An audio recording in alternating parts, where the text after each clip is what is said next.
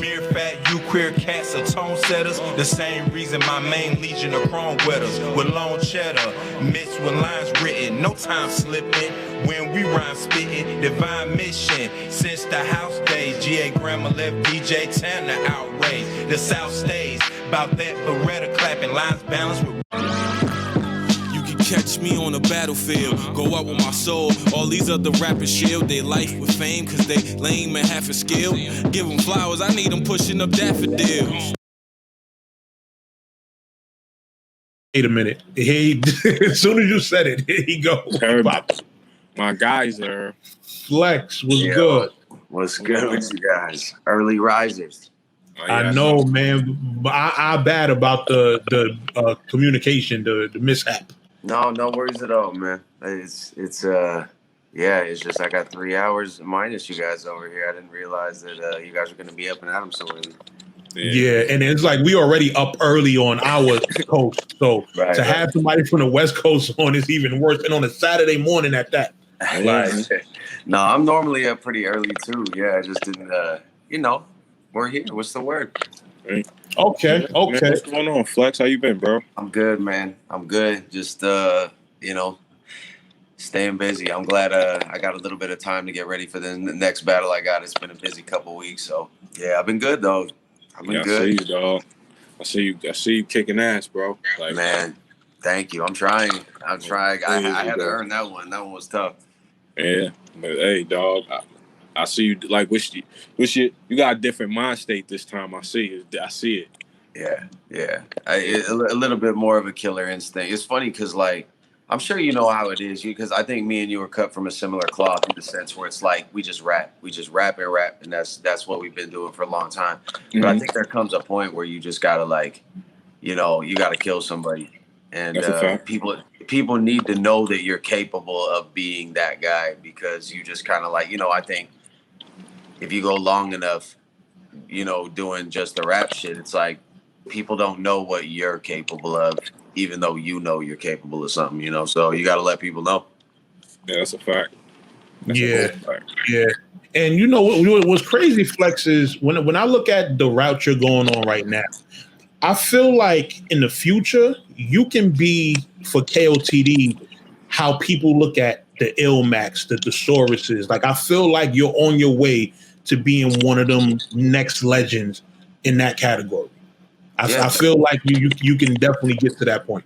I appreciate that, man. What's funny is I don't even know if I'm trying to do that. You know what I mean? It's like, it's not really about legacy for me. Like, I feel like I'm going to do this shit with or without anybody. It's just part of it's just part of my core. You know what I mean? I rap, and I've been battling for a long, long time. And I feel like it's not even about legacy. I mean, it does matter to me, which is why I'm obviously doing it, to the level that I'm doing it right now, as far as it matters to win what I'm doing. But it's really hard to determine legacy because it turns into kind of a homecoming contest. You know what I'm saying? Like, so, because I'm outside of the box, and outside of the box doesn't always translate the way that, that the Ilmax, the Thesaurus is. Like, they're pretty much, they've mastered the ability to be palatable. You know what I mean?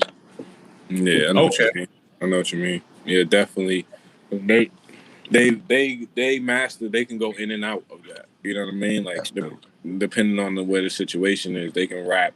Yeah, not to call him cookie cutter. Obviously, Ilmax is one of the best rappers I know, for sure. Yeah. That's even a talent in itself, though.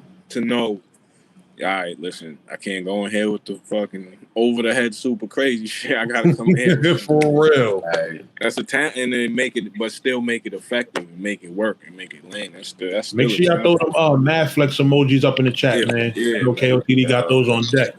They got all types. But how you feel about this season, man? How you feel about it, man? You was in the Grand Prix with me, so how you feel about it, man? I'm better off, right? I feel like more of a killer instinct, definitely. Like I feel like I did myself a little bit of a disservice in the Grand Prix by not showing up, like trying to take people's heads off, and I came in there, Thesaurus was my guy. I'm like, all right, let's get this done. And, but I didn't realize that, it was something that, you know, people were willing to put their best effort in for the sake of, you know, like even like without friendship, without anything, it's like people are coming for it. And then that day is the day that I realized that there's a bunch of dudes in this tournament that just, you know, want to take this from me. And and I think when you realize that, you're like, all right, well, you know, someone's taking food from me. It's like the game becomes a little bit different, and you don't take it as personally, you know, because like even the source, like coming at me with like a full clip, it wasn't anything I took personally. It was just something that I picked up game on. I'm like, all right, if we're fighting now, because like we never fight. Me and Thesaurus is such my guy. We're going to Red Sox games in Boston, like we're traveling the world together. And I think just for me, it's really hard sometimes to separate battle from friendship, you know? Right. It'd be like you going against someone at Hami Excel. Yeah, I know what you mean. You know what I mean? And so sometimes you forget that it's like, all right, you ain't expecting to take the gloves off. Exactly. Yeah. Because I don't typically I kind of just like lay low on it. But I think, you know, now that I have the experience, I feel like, all right. And I'm not really necessarily taking the gloves off on anybody, but I feel like, okay, I need to rap with these fools. I can't tiptoe around topics. I can't be a slow starter. Just go in and knock somebody's head off, you know? Yeah. You're more prepared. You're more like, I got to fight. Like, whatever's going on, I got to fight. It don't matter. Thanks. And you know what's crazy? I felt like Geechee and Nitty, when they did the championship, what was it, the Ultimate Madness or whatever? Yeah. I felt like them two, they took the gloves off for that battle. Like, I feel like they didn't take them all the way off, but they did it to where it's like, okay, we homies, but we still know what's on the line at the end of the day.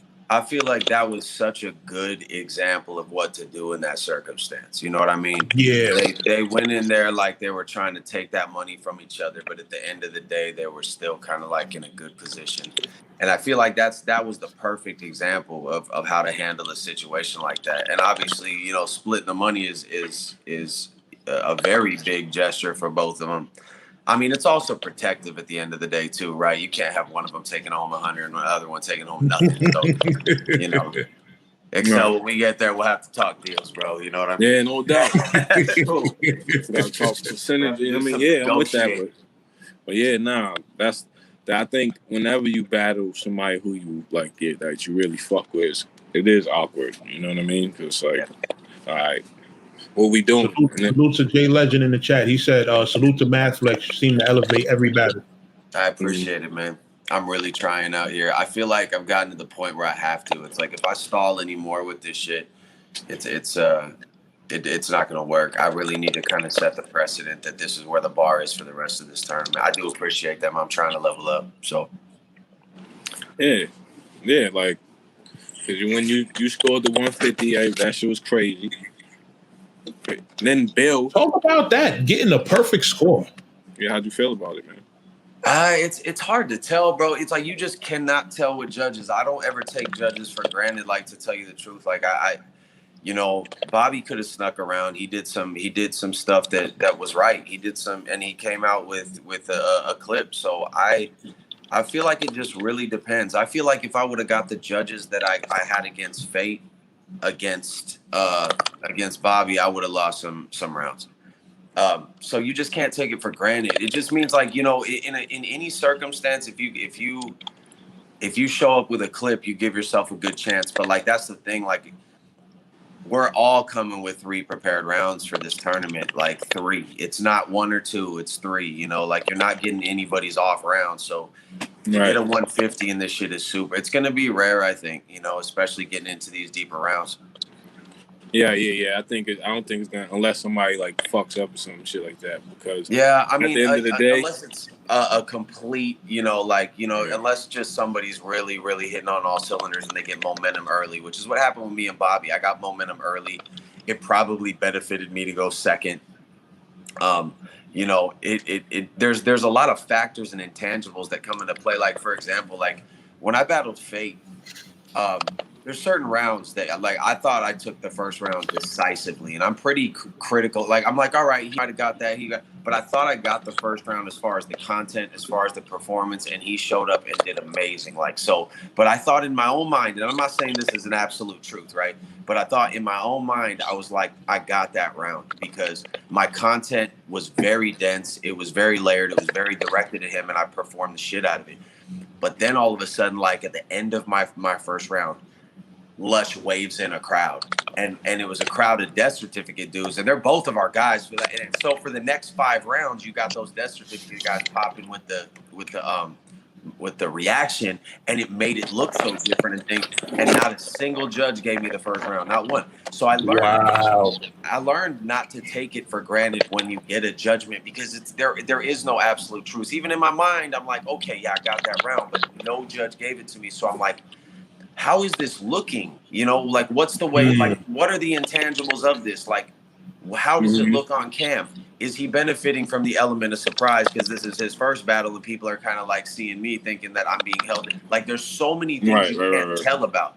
And I'll never say he didn't deserve that for first round, because he, like, Fate deserves every success that he has in this. He was amazing. But I think for me to process that, like, I worked so hard on that first and nobody, it was just kind of blown off. Like, well, like Sarah Connor says, I just viewed it as being Fate's here now. And I'm like, I didn't get any feedback from that. So I don't know what to do with the judges. Like, I'm not sure what they're looking for. I'm not sure what, like, it's just like, I'm trying to humble myself enough to understand that it's completely out of my hands, bro. Just completely. Yeah, it is. All you got to do is really, at the end of the day, you just got to show up and do your shit. And that's all, bro. That's why I've kind of dedicated myself to just 9 rounds before these playoffs. Like, all I could do is the 9 rounds, and I can't dictate what people feel, bro. It's really like, and it complicates it because you get proud of your accomplishments, but then all of a sudden something like that'll happen, and you're like, man, like this really is out of my hands. I can't. All right. One thing I will say, right? I do think battlers, y'all have to be vocal in terms of like when stuff like that is going on, especially during judge battles, because if the battle starts off a certain way in terms of like the crowd or however many people is in there, I don't think somebody should just be able to call in a whole bunch of people, especially people that might cater towards one side, and then it kind of changes the whole dynamic of the battle. Yeah, I think y'all have to speak up on things like that, because that shouldn't be happening. The thing is that I don't even think that happened, because death certificate, like the dudes who came in were death certificate. I don't know if you know the death certificate. Yeah. But here's the thing. They're both of our guys. They're not biased at all. Like they were reacting for 5 out of the 6 rounds.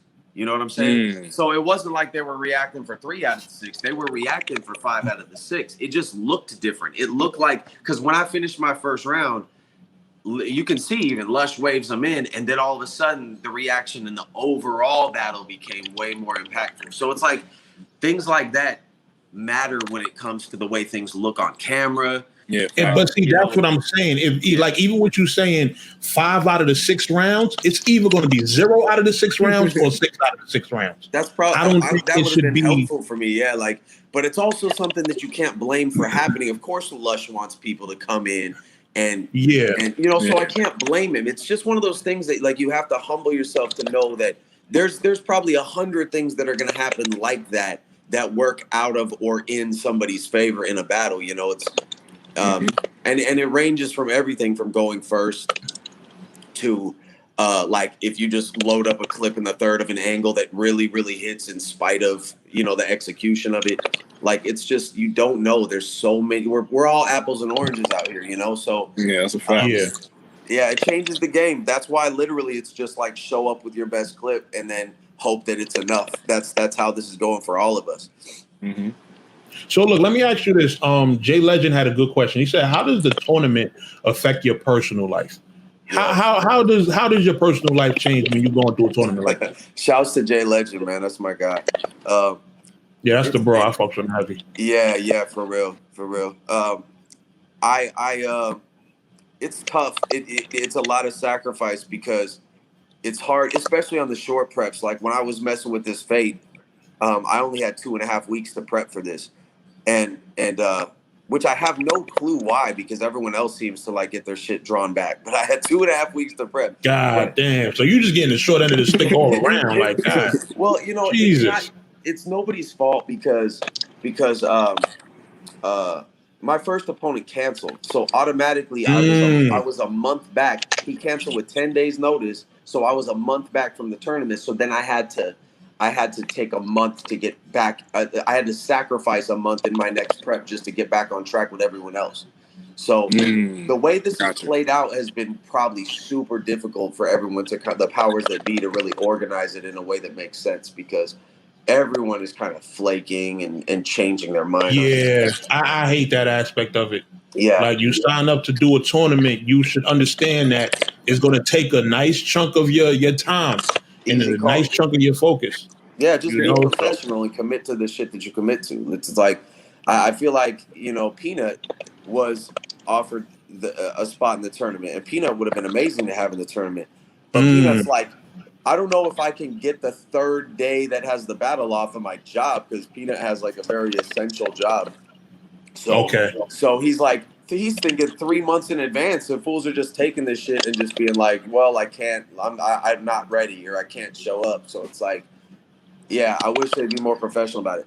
But back to like the original question, in a short prep especially, you sacrifice a lot, because I'm never in the moment with my wife. You know, I'm with my wife, like thinking about bars. You know, I'm like trying to like, you know, my anniversary was yesterday, and I'm like, you know, salute to that. Happy anniversary, bro. I appreciate it, man. Like, yeah, but like, luckily I didn't have a prep, you know, the way it was, but like leading up to it, you know, all the way up to that fate battle, yeah, I was just like 100% of the day I'm drilling, I'm trying to figure out, just having that little time. So you do sacrifice a lot in what you can give to other people, because like in a perfect world, I would be in that moment. You know what I mean? We'd be sharing just simple conversations, but she might say something to me and I'm off in some other world trying to figure out you like, huh? To fate, you know? Hit it with the huh? Yeah. There's a sacrifice for sure.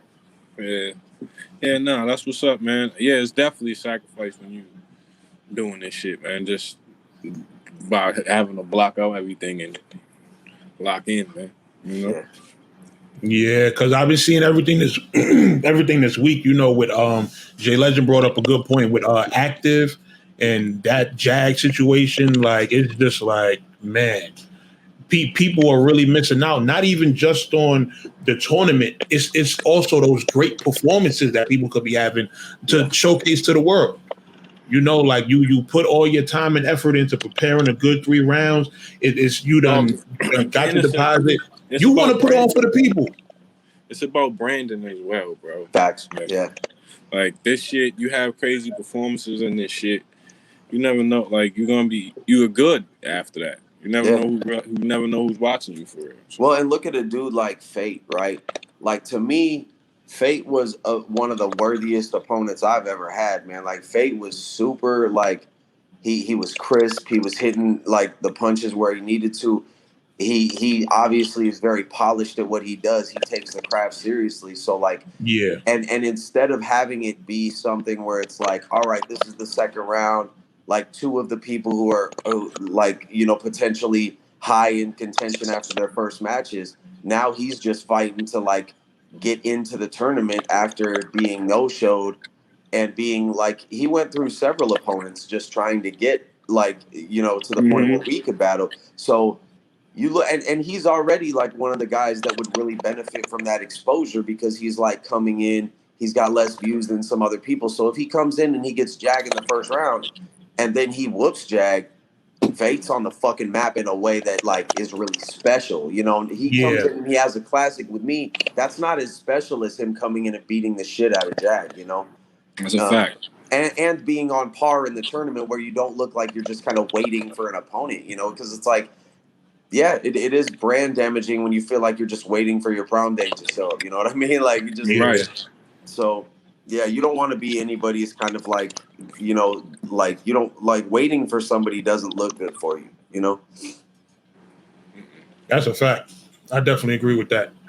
You know what I mean? So, who you got next in the tournament, Madflex? I got Stewie Newton. That's gonna be crazy. Yes, it is. Yeah. That's gonna be a good one. How are you preparing for that one? Because I'm gonna have to. I haven't started yet. I needed a quick break, but I'm gonna get to it like immediately in the next week.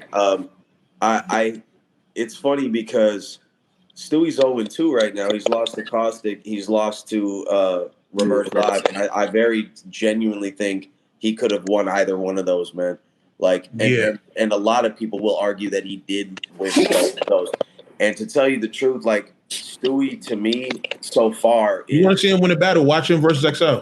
So good, right? So good. Watching all of that shit. Nah, Stewie's fire. Stewie's more than fire. Stewie's one of the best in the world. So, like, I feel like when it comes to Stewie, if I come in there to coast, I could lose my playoff spot. I'm winning the division right now, but if Stewie like really puts work in, and I just try to go in there like, oh, this is me against shitting the bed, then I could very easily score in the 130s if he shows up with a full clip, because he's right in that contention too, where he's like hovering on the verge of a playoff spot because he scores so high in those losses. Like both times he scored over 140. So he's still very much in the mix. So he's not coming. He's probably coming in there like, you know how bubble teams in the NFL, bro, they're playing to win, bro. Like, and that's that's what I expect from him. I'm not going to be taking that light at all, bro. Like Stewie is amazing. Yeah. Nah, Stewie is definitely fire. I was trying to bring up the scores. Let me see if I can get it. But yeah, that's definitely. I know Stewie. Yeah, Stewie's gonna come to ball. He's not.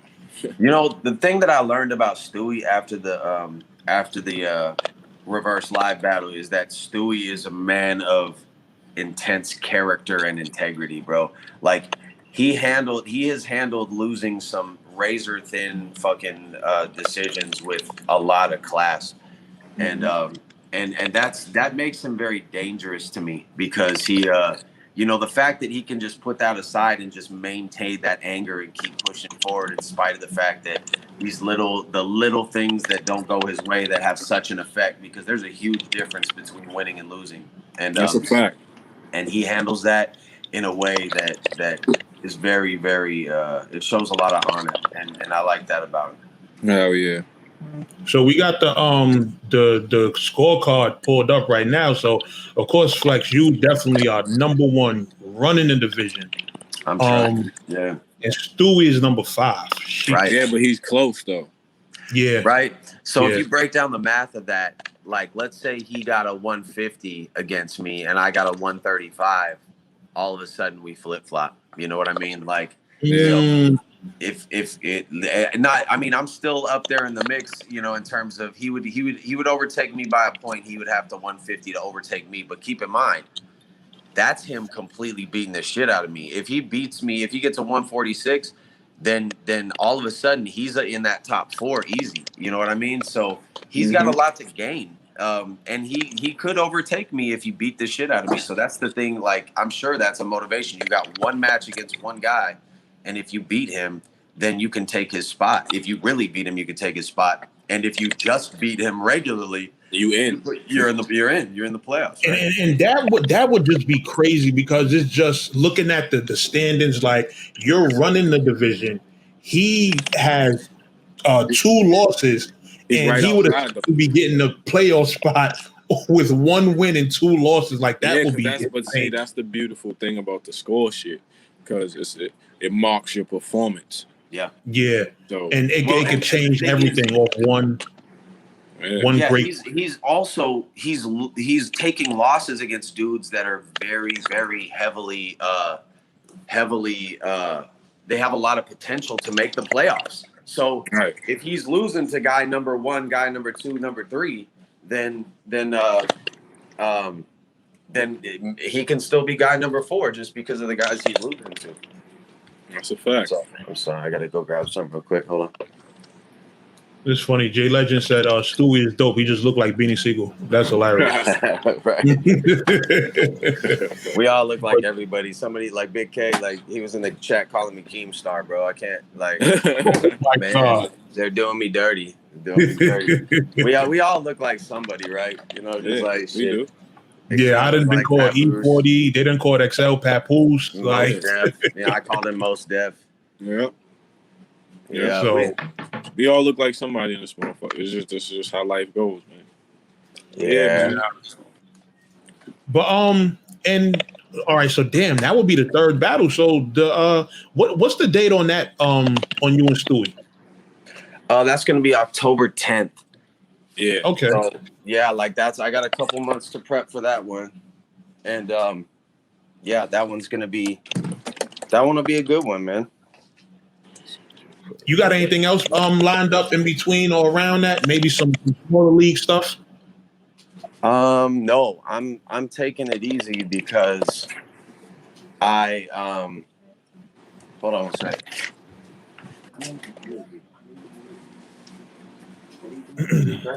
Yeah. I'm sorry, but yeah, we got low blood sugar over here. So I have so basically I have nothing because I'm not booking shit, bro. Like Okay. yeah, okay. I'm not booking anything. This has to be my focus because the way that I write, I can't really jam-pack content into, or jam-pack battles into, just like a small space. So if I put another one in, like a month prep for me is tough because I have, I don't write in a way where I could just kind of like copy and paste shit into some cadence. I try to create something. Like every single battle, I'm trying to do something, and it takes time. I'm not a quick worker. Okay. Because I see you tend to go. I see you had something on iBattle recently. You versus XQZ. Yeah. You battled K Philosophy on Riot. So I know you somebody who's running around and getting active with the smaller leagues and keeping your talent fresh and everything like that. Yeah. Yeah, I mean, I fuck with Lex heavy. I told him we were really trying to get over to iBattle for a long time, and Geechee hit me up for the Riot, and I'm gonna fuck with Geechee 10 times out of 10. That's one of the fucking best dudes in this battle rap shit to me, bro. He's really like just, so there's certain like just based on the respect I have for people, I'm gonna kind of put myself like I'll be like, yeah, I'm definitely gonna fuck with some certain people that show. That have a lot of respect in my mind, and those were easy calls for me. But I think those were also like kind of what I was doing at the time. I was like, all right, I got the Geechee battle coming up, the Riot battle coming up. I got the XQZ, and those were kind of just like strategic plays because I wanted to get those travels in. I wanted to get those battles in. So. Right. Yeah. Okay. And King of the Dot at that point wasn't doing too much for me. Like, once I was out of the Grand Prix, the King of the Dot wasn't doing anything but the Grand Prix for the next several months. So I was like, I got to do something. I got to find something to do. So. Right. Okay. Well, I mean, shit, X, if you don't got no other questions, then. Yeah, man, I think we good, man. I don't got nothing else. Shout out to my dog, Flex. You already know, man. Yeah, I definitely appreciate you coming on, man. For real, appreciate you, bro. I appreciate you guys having me, Excel, man. I'm looking forward to seeing what you do the rest of this tournament, man. Yeah, same, bro. I'm rooting for it. If we get to these playoffs, we got a 1 in 8 chance on us making a lot of money, man. That's a fact. That's a fact, bro. So yeah, that's a good lottery ticket to play, right? Yeah, for real, right? I'll take 1 in 8. I'll take those odds. Yeah. Oh yeah, bro. But yeah, man, holla at me, bro. I appreciate y'all. All right, Mercy. All right, Flex. I'll talk to you. Yeah, we'll check in. All right, man. So yeah, man, it's the GOAT. Shout out to Flex for showing us love and coming by. The first guest. Man, so if we ain't got no other topics or stuff that we good. You already know. Follow me on everything. Watch the ticker. Follow me on all that. XL, man. I'm out. Homie shit, man. Percy, Trap New York shit. Y'all already know what time. King of the Dot face-offs is today, I think. Yeah. Oh yeah. KOTD face-off. Yeah. And an announcement during the stream, so pay attention, man. Make sure y'all tune in tomorrow. Big announcement during the stream tomorrow. So tune in. We out of here. Peace. ducking, and how they protected by all the nerds is disgusting. They vomit of views, I can't stomach it. The whole scene trash, the homeless nigga is rummaging. What I found when discovering is some other shit that food for thought. Got no ingredients for sustenance. The God's here to spill blood, let's make a covenant. I'm down for the cause, cause I know what I'm up against.